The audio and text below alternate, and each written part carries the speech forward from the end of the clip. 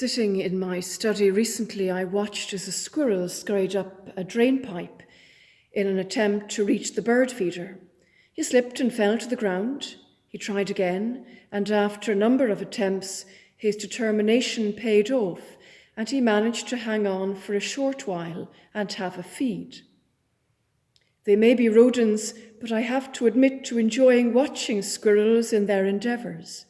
And I find myself doing so more during these weeks, along with the robins and so many other animals and birds that frequent our gardens and parks.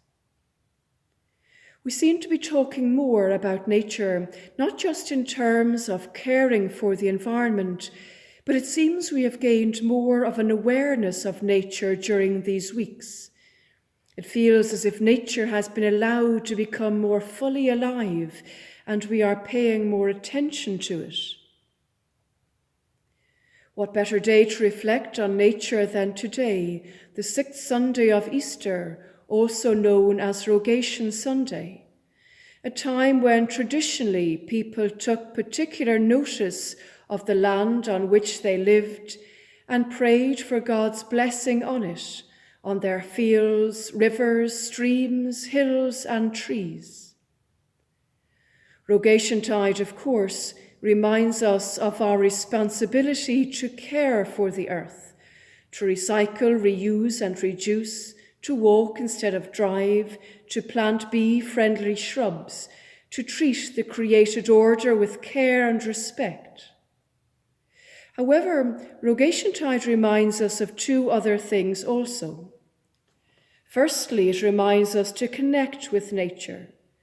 Of course, the coronavirus has perhaps resulted in us reconnecting with nature this year more than Rogatiantide. But either way, many of us have become more aware of how our busyness and our need for activity have resulted in a disconnection from the natural world. Now we find we are paying more attention to it, not just by giving it a glance, but by really attending to it.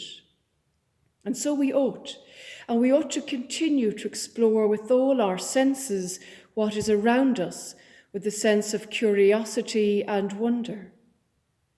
We are never too old or sophisticated to walk barefoot in the grass and make shapes out of the clouds, to let soil run through our fingers and delight in the warmth of the sun on our face. We are never too old or sophisticated to watch the line of birds' flight across the sky, feel the scaliness of a tree's bark, and listen to the lapping of waves, to savour the smell of cut grass, absorb the sound of birdsong, and take notice of the squirrels. May we open all our senses to the world around us, recapture a sense of wonder and awe, and reconnect with God's creation. Secondly, Rogatiantide reminds us that nature is a part of our relationship with God and can facilitate our relationship with God. I never imagined that our prayer walk in the church ground would be so important to and valued by so many, but more and more people are commenting on it and on how the combination of prayer and nature have been of great help and comfort to them. Certainly, I find that when I struggle in my relationship with God, when I find prayer difficult, or when my faith feels challenged, stepping into nature with its freedom, beauty, and wonder often facilitates me in reconnecting with God.